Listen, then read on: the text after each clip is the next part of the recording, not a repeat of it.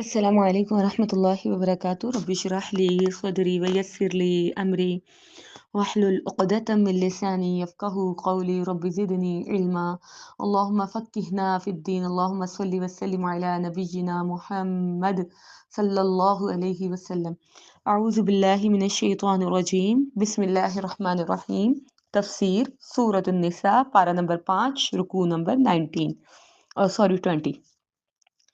یا ایھا الذین آمنوا کونوا قوامین بالقسط، اے ایمان والو اللہ کے خاطر انصاف پر قائم رہتے ہوئے گواہی دیا کرو، خواہ وہ گواہی تمہارے اپنے والدین یا قریبی رشتہ داروں کے خلاف ہی کیوں نہ ہو۔ انصاف کی گواہی کا تاکیدی حکم ہے۔ اپنے خلاف گواہی دینے کا مطلب یہ ہے کہ اپنے جرم کا برملا انسان اعتراف کر لے، چاہے اس کے لیے کتنا ہی نقصان کیوں نہ برداشت کرنا پڑے، اور یہ بڑے حوصلے اور اجر و ثواب کا کام ہے۔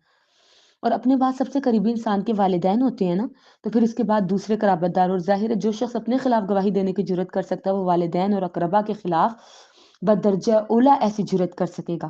اپنے خلاف گواہی دینے اور حق کی بات صاف صاف کہنے سے بعض اوقات مخالف فریق پر بہت خوشگوار اثر پڑتا ہے اور اس کا دل خود بخود نرمی کی طرف مائل ہو جاتا ہے۔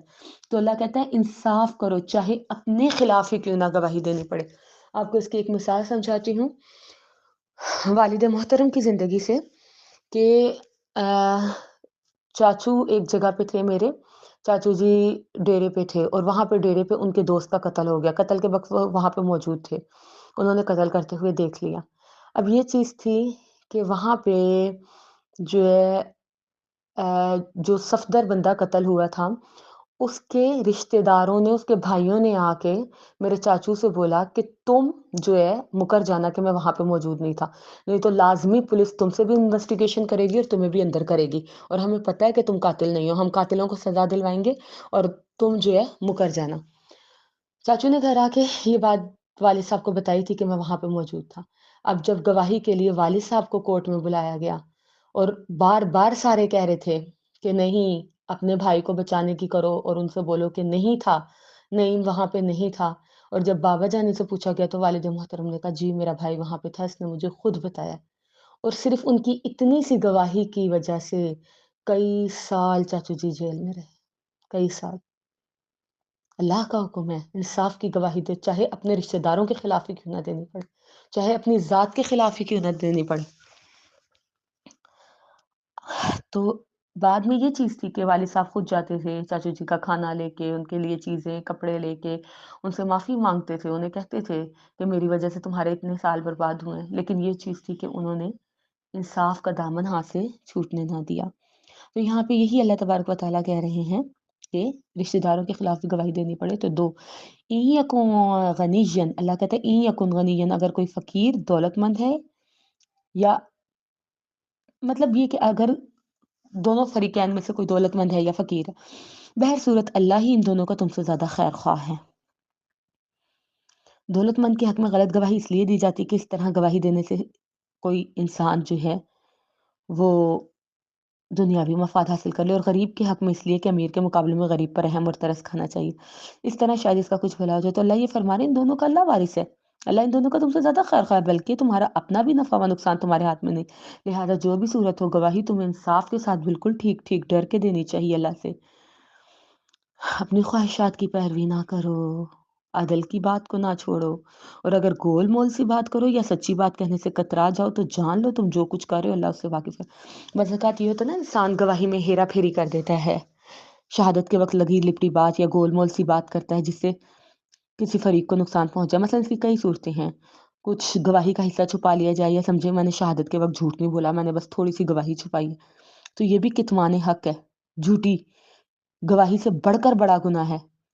بعض اوقات ایسا ہوتا ہے نا انسان بات کرتے کرتے تھوڑی سی بات چھپا رہا ہے کہ میں کون سا جھوٹ بول رہا ہوں، میں نے جتنا بتانا تھا سچ بتا دیا، اور یہ بات جو ہے یہ چھپا لیتا ہوں کسی کو بچانے کے لیے، تو یہ بہت بڑا گناہ ہے۔ دوسری صورت یہ ہے کہ گواہ کو واقعے کا پورا علم ہے، لیکن وہ اس ترتیب سے توڑ مڑوڑ کر اور ہیرا پھیری کر کے بات بیان کرے کہ بات کچھ کی کچھ بن جائے، اور اس کا مقصد کسی ایک فریق کو فائدہ پہنچانا ہوتا ہے جس سے دوسرے کو از خود نقصان پہنچتا ہے۔ بعض دفعہ گواہ کسی اپنے ذاتی مفاد کے لیے ایسا کام کرنے لگتا ہے، تو یہ سب صورتیں عدل اور تقوی کے خلاف ہیں۔ اگر اس آیت کو ظاہری مفہوم میں لیا جائے تو اس کا وہی مفہوم ہے کہ کونوا قوامین بالقسط، اللہ کے لیے قوام بن کے کھڑے ہو جاؤ، انصاف کی فیصلے دینے والا۔ اس میں دنیاوی معاملات، خانہ داری، باہمی معاملات، لین دین، ہر ایک کے ساتھ، کافر منافق، ہر ایک کے ساتھ انصاف کرنے کا حکم شامل ہے۔ اور یہ صرف عدالت میں گواہی دینے تک بات محدود نہیں ہے۔ اللہ سے ڈرتے ہوئے انصاف کی بات کریں، نیک کو نیک اور بد کو بد کہیں۔ بات کہیں تو سچی، خواہش میں اپنا نقصان ہے یا زد میں اپنے قریبی رشتے دار ہی کیوں نہ ہے۔ امیر غریب کافر مومن کسی کی رعایت نہیں، صرف اللہ کی رعایت کرو۔ اللہ ہر چیز سے واقف ہے۔ گواہی چھپانا بہت بڑا گناہ ہے، بہت بڑا گناہ ہے۔ گواہی نہیں چھپانی چاہیے۔ یا ایھا الذین آمنوا آمنو، اے ایمان والو ایمان لے آؤ۔ ایمان والوں کو پھر کہا جا رہا ہے کہ ایمان لے آؤ اس کتاب پر جو تم سے پہلے نازل کی گئی، جو تمہارے رسول پر نازل کی گئی۔ تو اس آیت میں ایمان کا لفظ دو معنوں میں ہے، یا ایمان کے دو مختلف درجوں میں استعمال ہوا۔ آمینوں کا مطلب یہ ہے کہ لوگوں جو تم مومنوں کی جماعت میں شامل ہو چکے ہو، یعنی کہ اپنے ایمان کا دعویٰ کر کے۔ اور اگلے آمینوں کا مطلب یہ ہے کہ خلوص دل سے، سچی نیت سے، پختہ عزم کے ساتھ ایمان لاؤ۔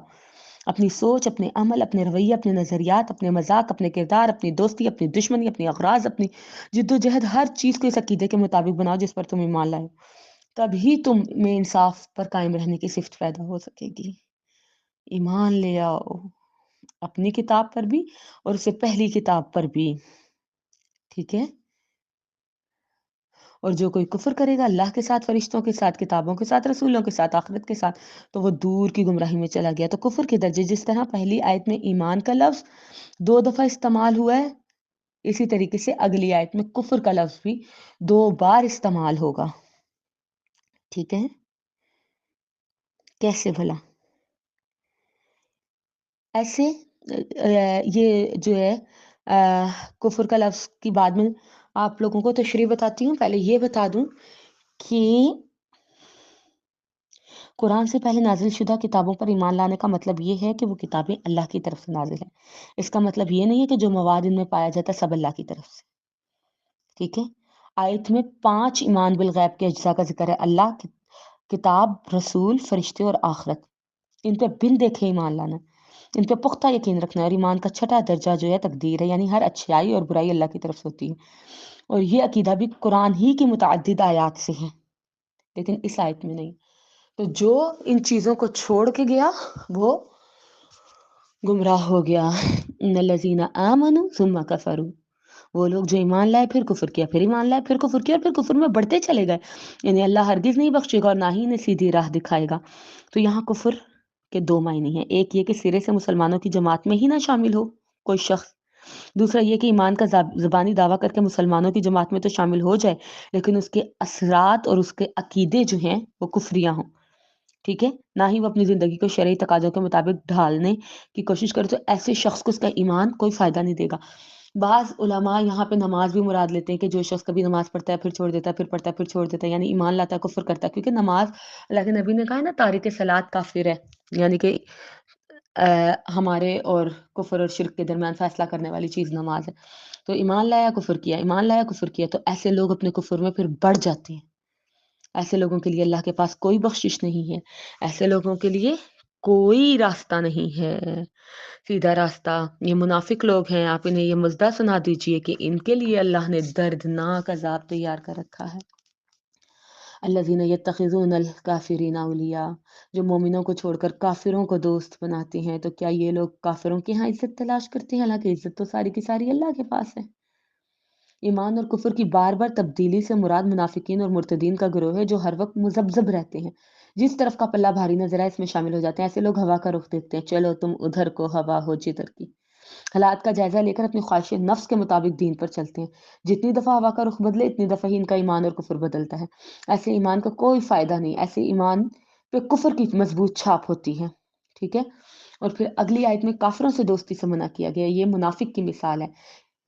یہاں سے پتہ چلتا ہے مومنوں کو چھوڑ کر کافروں کو دوست بنانا یا سمجھنا منافقت کی واضح ترین علامت ہے، ٹھیک ہے۔ یہ لوگ کافروں کے ساتھ میل جول رکھ کے ان کے نزدیک مقبول بننا چاہتے ہیں، نتیجہ برعکس ہوتا ہے، دھوبی کے کتے بن جاتے ہیں، نہ گھر کے رہتے، نہ گھاٹ کے رہتے، نہ مسلمان رہتے، نہ کافر، درمیان میں ہو جاتے ہیں منافق۔ مسلمانوں کی نظروں سے بھی گر جاتے ہیں، کافروں کی نظروں میں بھی ذلیل ہو جاتے ہیں، ہر جگہ اپنا اعتماد کھو بیٹھتے ہیں۔ تو جو شخص ہر حال میں ایک ہی گروہ سے منسلک رہے وہ دشمن کی نظروں میں کم از کم قابل اعتماد ضرور ہوتا ہے۔ تو اس آیت میں یہی بتایا جا رہا ہے، آپ سے نے فرمایا منافق کی مثال بکریوں کے دو گلوں کے درمیان پھرنے والی بکری کی ہے، جو کبھی ایک گلے میں جاتی کبھی دوسرے میں۔ اور یہ لوگ کافروں سے روابط کیوں رکھتے ہیں؟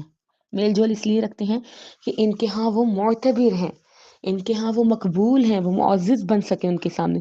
لیکن اللہ ان کافروں کو ہی جن کے یہاں یہ عزت تلاش کر رہے ہوتے ہیں ذلیل کر دے، تو پھر انہیں عزت کہاں سے ملے گی؟ عزت تو ساری اللہ کے پاس ہے۔ ان العزت للہ جمیعا وقد نزل علیکم فی الکتاب، اللہ تعالیٰ اپنی کتاب میں یہ حکم پہلے نازل کر چکا ہے کہ جب تم سنو کہ آیات الہی کا انکار کیا جا رہا ہے اور اس کا مذاق اڑایا جا رہا ہے تو وہاں ان کے پاس مت بیٹھنا اس وقت تک جب تک کہ یہ لوگ دوسری بات میں نہ لگ جائے، ورنہ تم بھی انہیں جیسے ہو جاؤ گے، بلا شبہ اللہ منافقوں اور کافروں کو جہنم میں جمع کرنے والا۔ تو یہاں پہ یہ حکم دیا جا رہا ہے کہ جو لوگ آیات میں کچھ بحثیاں کریں ان سے الگ رہنا ہے، جو لوگ دین کا شاعر اللہ کا مذاق اڑائیں ان سے دور رہنا ہے۔ دیکھیں ہمارے معاشرے میں بھی لطیفے بن رہے ہیں قربانی پہ، عید پہ، شاعر اللہ پہ، دین پہ، تو ایسے لوگوں کے بارے میں اللہ نے کہا ایسے لوگوں کے ساتھ آپ نے اٹھنا بیٹھنا بھی نہیں ہے، نہیں تو آپ کا شمار بھی ان جیسے لوگوں میں ہو جائے گا۔ اور کہا جا رہا ہے کہ اگر کبھی شیطان یہ بات بھلا دے تو یاد آنے پہ ایسے ظالم لوگوں کے پاس نہ بیٹھو، یعنی جو لوگ ایسی مجالس میں بیٹھے جہاں اعلانیہ اللہ کی آیات کی تضحیق کی جا رہی ہو، مذاق اڑایا جا رہا ہو یا سرے سے انکار کیا جا رہا ہو اور ایسی باتیں سن کر وہ وہیں پہ بیٹھے رہے، تو یہ ان کی غیرت ایمانی کے لیے بہت نقصان دہ ہے۔ اگر ان کی غیرت ایمانی میں ذرا بھی حرکت نہ ہو تو ان میں اور کافروں میں کوئی فرق نہیں رہتا۔ ایسی صورت میں ایک مسلمان کے لیے ضروری ہے کہ اپنی ناراضگی کا اظہار کرے، ان کی زبانیں بند کرے، اگر دلائل سے نہیں تو انہیں حق بات سے قائل کرے، اور اگر یہ دونوں کام نہیں کرتا تو وہاں سے اٹھ کے چلا جائے۔ آپ نے فرمایا تم میں سے کوئی شخص شرع کے خلاف کام ہوتا دیکھے تو اسے چاہیے کہ اپنے زور بازو سے مٹا دے، اگر ایسا نہیں کر سکتا تو زبان سے منع کر دے، اگر اتنی بھی طاقت نہ ہو تو دل میں کم از کم اسے برا جانے، اور یہ ایمان کا کمزور درجہ ہے۔ یہ جو صورت ہے نا یہ مکہ میں نازل ہوئی تھی، ٹھیک ہے، سورت انعام جو ہے مکہ میں نازل ہوئی تھی، تو سورت انعام میں جو ہے وہ تمسخر اڑانے والے کفار مکہ تھے، اور یہ سورت نساء جو ہے یہ مدینہ میں نازل ہوئی، یہاں اللہ کی آیات کا تمسخر اڑانے والے یہود مدینہ اور منافقین تھے۔ گویا اللہ کے رسول اور آیات کا مذاق اڑانا ہر طرح کے کافروں کا پرانا دستور ہے، تو ایسے لوگوں سے بچنا ہے، ہمیں ایسے لوگوں سے پیچھے رہنا ہے۔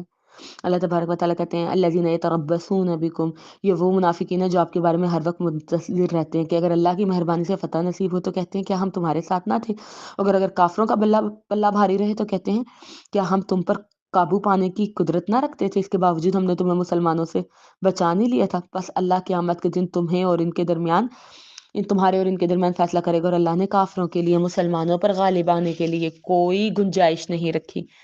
تو یہاں پہ منافقوں کی مفاد پرستی بتا رہے ہیں۔ دور نبوی کا جو ایک اہم طبقہ تھا نا وہ منافقوں کا تھا، تو یہ ہر دور میں منافق موجود ہوتے ہیں، آج بھی موجود ہیں۔ ان میں ایمان نام کی کوئی چیز نہیں ہوتی، بلکہ ان کا ایمان صرف مفاد حاصل کرنے کی حد تک ہوتا ہے۔ یہ ہر قسم کے اصول، جھوٹ، مکر و فریب، ہر طرح کی چیزوں کو جائز سمجھتے ہیں۔ ایسے لوگ بس ہوا کا رخ دیتے ہیں، جدھر سے مفاد ملے ان کی توقع، ان کی باتیں یہ ادھر ہی لڑک جاتے تھے۔ اس آیت میں دور نبوی کے منافقوں کا بتایا کہ اگر مسلمانوں کو فتح نصیب ہوتی تھی تو مال غنیمت میں سے حصہ لینے کے لیے آ جاتے تھے، اور مسلمانوں سے کہتے تھے ہم بھی تمہارے ساتھی ہیں، ہمیں بھی حصہ ملنا چاہیے۔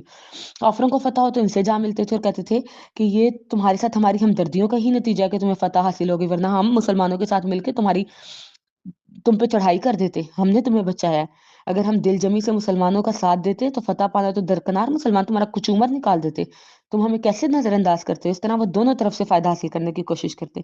اور آج کل ہمارے یہاں بھی مفاد پرستوں کی ایک کثیر جماعت ہے جو دو سیاسی پارٹیوں کے درمیان پھرتی رہتی ہے، ہوا کا رخ دیکھتے ہی اپنی پارٹی جو ہے تبدیل کر لیتی۔ لوٹا لوگ کہتے ہیں ایسے لوگوں کو، ٹھیک ہے، تو منع کیا گیا ہے، ایسے لوگوں سے بچنے کا حکم دیا گیا ہے۔ تو آج کی آیات ہمیں یہی بتا رہی ہیں کہ نفاق کی علامت کو ختم کرنا ہے، منافقوں کو پہچاننا ہے، اور جو ہے اللہ کی آیات کا مذاق نہیں اڑانا، عزت ساری اللہ کے پاس ہے، اللہ ہی سے عزت لینی ہے، ایمان اور کفر کے درمیان ڈاوا ڈول نہیں ہونا۔ غائبانہ جن چیزوں پر ایمان لانے کا حکم دیا ایمان لانا ہے، ایمان والوں کو پھر سے ایمان لانے کا حکم دیا، تو اس کا مطلب یہ ہے کہ اپنے ایمان کی تجدید کرنی ہے، اور پھر انصاف، حق اور انصاف کی گواہی دینی ہے۔ چاہے اس کی زد میں اپنے ہی کیوں نہ آئے۔ اللہ سے دعا ہے کہ وہ قرآن و سنت کو سمجھنے اور اس کے اوپر عمل کرنے کی توفیق عطا فرمائے۔ سبحان ربک رب العزت عما یصفون وسلام علی المرسلین الحمد للہ رب العالمین۔ آمین یا رب العالمین آمین۔